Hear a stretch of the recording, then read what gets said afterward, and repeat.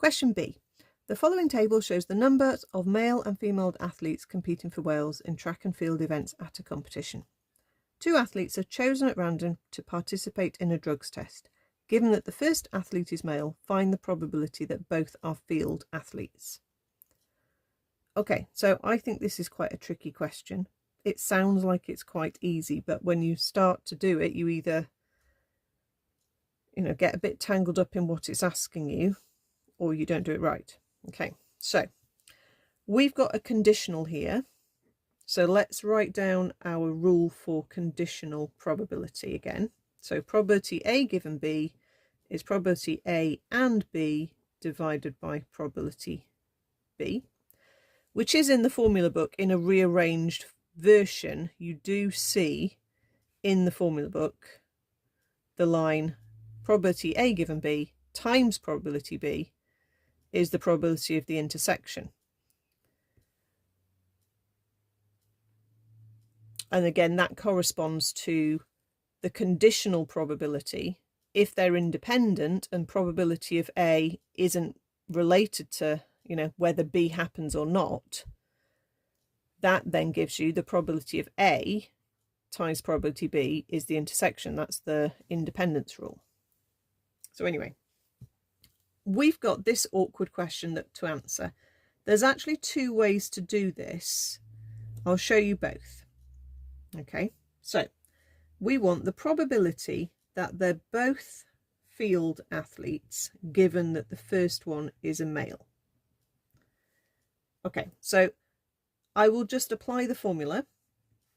So I want to say, okay, the top of the fraction is they're both field athletes and the first one is a male, divided by the probability the first one is a male. Okay, so that's not too bad, but then we look at the top and think, okay, but how does that work? How do we work out this intersection this?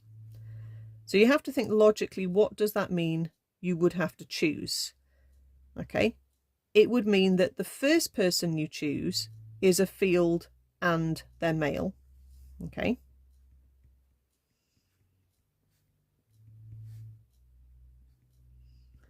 And then the second person you pick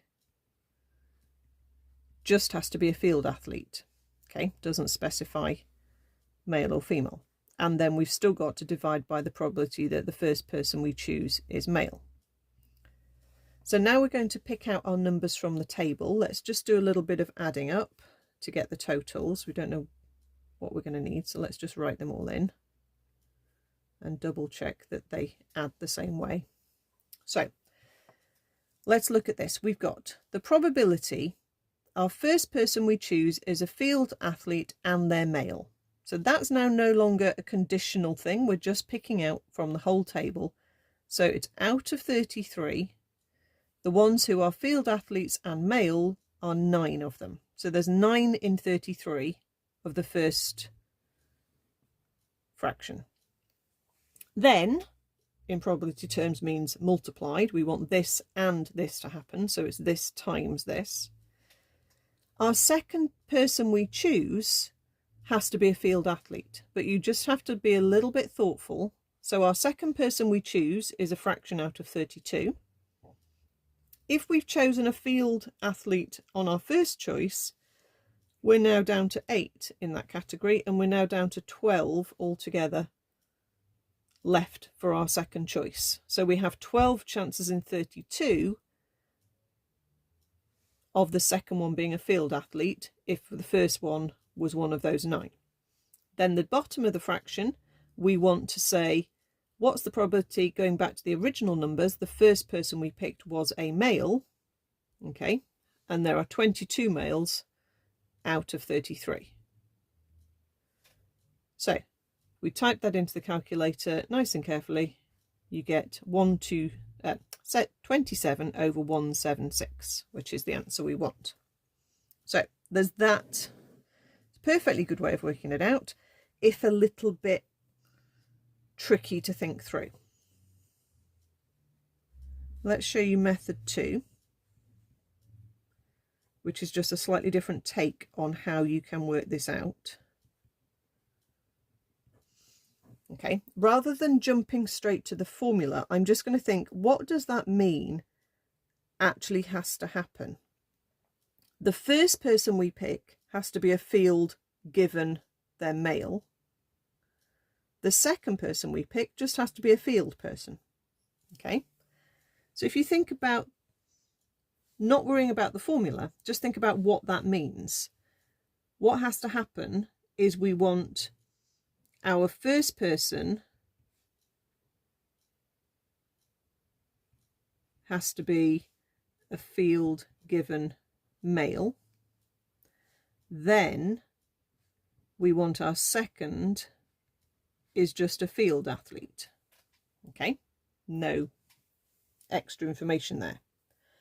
So we still have to do a conditional here, but actually this conditional is easy enough to pick out from the table. I'm not even going to actually apply the formula as such. If I did, I'd basically end up with this bit of the original calculation. Okay, but I'm just going to say, let's just think about how we would pick that out of the table. Okay, so it's a bit like the Venn diagram where you just cover up the bits you aren't allowed to pick from.